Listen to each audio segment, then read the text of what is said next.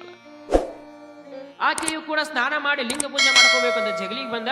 ಬಸವಣ್ಣ ಹಿಂಗ್ ಹೋದ, ಅಕ್ಕ ನಾಗಮ್ಮ ಜಗಲಿ ಒಳಗೆ ಹೋದ್ಲು. ಆನಂದವಾಗಿ ಪೂಜೆ ಮಾಡ್ಕೊಂಡು ಲಿಂಗ ಪೂಜೆಯನ್ನ. ಯಾವಾಗ ಲಿಂಗ ಪೂಜೆ ಮಾಡ್ಕೊಂಡ್ಲು, ಲಿಂಗ ಪೂಜೆ ಮಾಡ್ಕೊಂಡು ಇನ್ನೇನು ಎದ್ದು ಹೋಗ್ಬೇಕು ಅನ್ನೋದ್ರೊಳಗ ಜಗಲಿ ಮ್ಯಾಗ ಒಂದ್ ಏನೋ ಗಂಟು ಕಾಂತಿ. ನಮ್ಮ ಅಣ್ಣ ಏನೋ ತಗೊಂಡ್ಬಂದಾನಲ್ಲ, ಓ ನಮ್ಮ ಅಣ್ಣ ನಾ ಲಿಂಗ ಪೂಜೆ ಆದ್ಮ್ಯಾಗ ಏನಾದ್ರೂ ಪ್ರಸಾದ ಅಂತ ನನಗ ತಂದಿರ್ಬೋದೇನೋ ಇದನ್ನಂತ ಏನ್ ಮಾಡ, ನಮ್ಮ ಅಣ್ಣ ತಂದಿರ್ಬೋದು ಅಂತ ಏನ್ ಮಾಡಿದ್ಲಕ್ಕೆ ಅಕ್ಕ ನಾಗಮ್ಮ ಲಿಂಗ ಪೂಜೆ ಮುಗಿಸಿ ಹೋಗುವಂದ ಆ ಗಂಟು ತಗೊಂಡ್ ಅದ್ರೊಳಗ ಇರ್ತಕ್ಕಂಥ ಅನ್ನದ ಅಗಳಲ್ಲ, ಆ ಅಗಳನ್ನ ಸ್ವೀಕಾರ. ಯಾವಾಗ ಆ ಅನ್ನದ ಅಗಳನ್ನ ಸ್ವೀಕಾರ ಮಾಡಿದ್ಲು, 1 ತಿಂಗಳು 2 ತಿಂಗಳು ಆಯ್ತು.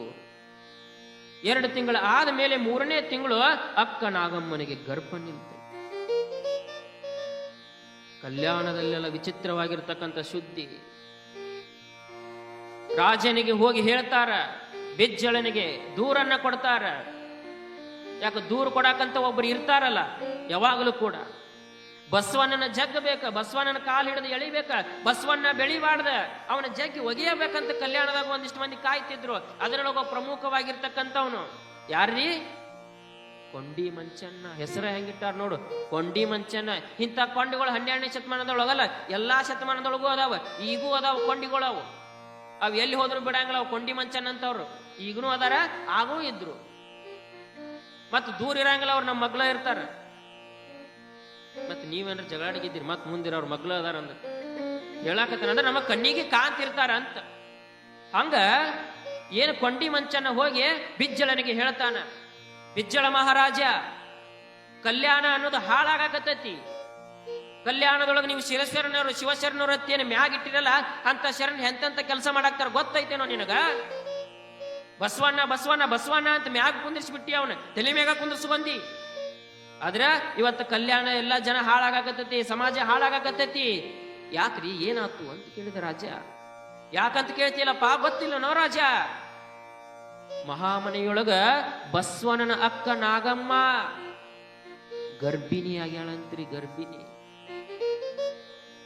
ಅದಕ್ಕೇನಾತು? ಅದೇನ್ ದೊಡ್ಡ ವಿಷಯ? ಅಯ್ಯೋ ರಾಜ, ಅದೇನು ದೊಡ್ಡ ವಿಷಯ ಅಂತಿಲ್ಲ, ಗರ್ಭಿಣಿ ಆಗ್ಯಾಳ. ಆದ್ರ ಆಕಿಗೆ ಗಂಡನ ಇಲ್ಲ, ಎಷ್ಟೋ ವರ್ಷಗಳಾತ ಬಿಟ್ಟು ಬಂದ. ಇದು ನಿನ್ನ ಸುದ್ದಿಗೆ ಗೊತ್ತಾಗಿಲ್ಲ. ನೀ ಹೆಂಗ ರಾಜ್ಯಭಾರ ಮಾಡ್ತಿ, ಬಸವಣ್ಣ ಬಸವಣ್ಣ ಅಂತಿ. ಇದು ಕಲ್ಯಾಣ ಹಾಳಾಗತ್ತಿದ್ದ ಅವನಿಂದ. ಅಕ್ಕ ನಾಗಮ್ಮ ಗರ್ಭಿಣಿ ಆಗ್ಯಾಳ, ಯಾರಿಂದ ಆಗ್ಯಾಳ ಗೊತ್ತಾಗ್ಬೇಕಲ್ಲ. 3 ತಿಂಗಳು ಹೋಗೈತಿ, 4 ತಿಂಗಳು ಹೋಗೈತಿ, ತುಂಬು ಗರ್ಭಿಣಿ ಆಗ್ಯಾಳ. ಮತ್ತು ತುಂಬು ಗರ್ಭಿಣಿ ಆಗ್ಯಾಳ, ಅದಕ್ಕೆ ಗಂಡ ಬೇಕಲ್ಲ. ಯಾರ ಗಂಡ ಅಂತ ಗೊತ್ತನ ಯಾರಿಗೂ ಗೊತ್ತಿಲ್ಲ. ಆಗ ರಾಜನಿಗೆ ಹೇಳ್ತಿ, ಮತ್ತೆ ಇವನು ಕೂಡ ರಾಜ ಏನಂದ್ರೆ ಕಿವಿ ಮಾತು ಕೇಳಮ್ಮ. ಮತ್ ಕೇಳವ್ರದ ಹೇಳವ್ರದಾರ ಅಂದ್ರೆ ಕೇಳವ್ರ ಇದ್ದಾಗ ಹೇಳ್ಬೇಕಲ್ಲ. ಅದ್ನೇನ್ ಮಾಡ್ತೀಪ್ಪ ನಡಿ ಅಂದ್ರೆ ಯಾರು ಹೇಳಂಗಲ್ಲ. ಅವ ಹೇಳಕ್ ಬರ ನಮ್ ಕಿವಿ ಹೋದ, ಅವ್ನ ಕಿವಿಯಾಗ ಬಾವ್ಯಾಗ ಕೊಟ್ಟಿವಿ ಅಂತಂದ್ರ ಊದೇ ಬಿಡ್ತಾನ ಅವ ಸರಿಯಾಗಿ. ಇವನೊಂದು ಹೌದಾ? ಹಂಗಾದ್ರ ಇದನ್ನ ಸಭೆ ಮಾಡೇ ಬಿಡ್ಬೇಕು. ಕರೆಸ್ರಿ ಬಸವಣ್ಣನ ಅಂತ.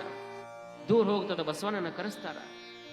ಯಾವಾಗ ಬಸವಣ್ಣನ ಕರೆಸಿದ್ರು ನಿಂತು ಕೇಳ್ತಾರ, ಅಲ್ಲಪ್ಪ ಬಸವಣ್ಣ, ನೀನು ಶಿವಶರಣರು ಅಂತಿ, ಮತ್ತು ಕೊಂಡಿ ಮಂಚನವರು ಒಂದು ದೂರ ಕೊಟ್ಟಾರ. ನಿನ್ನ ಅಕ್ಕ ನಾಗಮ್ಮನಿಗೆ ಗಂಡನ ಇಲ್ಲಂತ, ಮತ್ತು ತುಂಬು ಗರ್ಭಿಣಿ ಆಗ್ಯಾಳಂತ, ಹೆಂಗಪ್ಪ? ನೀ ಆಚಾರವಂತ ವಿಚಾರವಂತ ಅಂತ ನಿನ್ನ ಒಂದು ಸ್ನಾನಕ್ಕೆ ಕುಂದಿರ್ಸಿವಿ, ನೀನ ಹಿಂಗ ಮಾಡಿದ್ರೆ ಹೆಂಗ? ಅದಕ್ಕೆ ಕಾರಣ ಹೇಳಪ್ಪ, ಯಾರಕಿ ಗಂಡ? ಆ ಗರ್ಭಕ್ಕೆ ಕಾರಣ ಯಾರು ಅಂತ ಕೇಳಿ. ಆಗ ಬಸವಣ್ಣ ಉತ್ತರ ಕೊಡಂಗಿಲ್ಲ. ರಾಜ, ನನಗೂ ಕೂಡ ಅದರ ಬಗ್ಗೆ ಗೊತ್ತಿಲ್ಲಪ್ಪ. ಮತ್ತೆ ನಿನಗ್ ಗೊತ್ತಿಲ್ಲ ಅಂದ್ರೆ ಯಾರಿಗ್ ಗೊತ್ತೈತಿ? ಯಪ್ಪ, ನನಗಂತೂ ಏನು ಗೊತ್ತಿಲ್ಲ. ನೀವು ಕೇಳುದಾದ್ರೆ ನಮ್ಮ ಅಕ್ಕ ನಾಗಮ್ಮನನ್ನ ಕೇಳಿಬಿಡಿ, ಆಕೆಯನ್ನ ಕರೆಸ್ತೀನಿ. ನಾಗಮ್ಮನ ಕರೆಸ್ತಾರ ಸಭೆಗೆ, ರಾಜಸಭೆಗೆ ಕರೆಸಿ ನಾಗಮ್ಮ ನಿಂತಿರ್ತಾಳ. ಪ್ರಶ್ನೆ ಮಾಡ್ತಾರ, ಅಲ್ಲ ನಾಗಮ್ಮ, ನಿನ್ನ ಗಂಡ ಎಂದೋ ಬಿಟ್ಟು ಹೋಗ್ಯಾನ, ನಿನ್ನ ಗಂಡನ ಇಲ್ಲ, ಆದ್ರೂ ಕೂಡ ತುಂಬು ಗರ್ಭಿಣಿಯಾಗಿಲ್ಲ.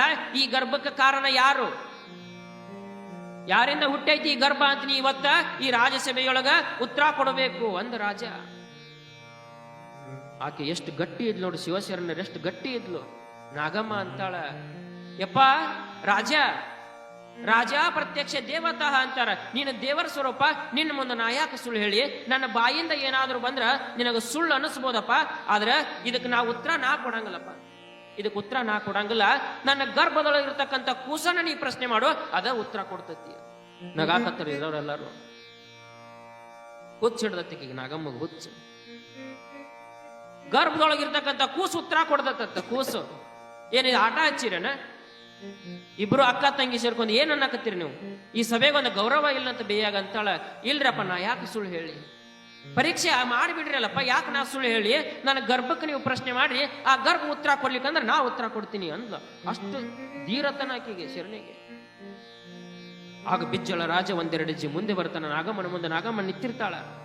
ಮುಂದೆ ಬಂದು ಗರ್ಭಕ್ಕ ಕಿವಿ ಬಾಯನ್ನ ಕೊಟ್ಟು ಹೇಳ್ತಾನ ಗರ್ಭಕ್ಕ, ಗರ್ಭದೊಳಗಿರ್ತಕ್ಕಂಥ ಕೂಸು, ನೀ ಏನ ನನ್ನ ಪ್ರಶ್ನೆಗೆ ಉತ್ತರ ಕೊಡ್ತೀಯತ್ತ?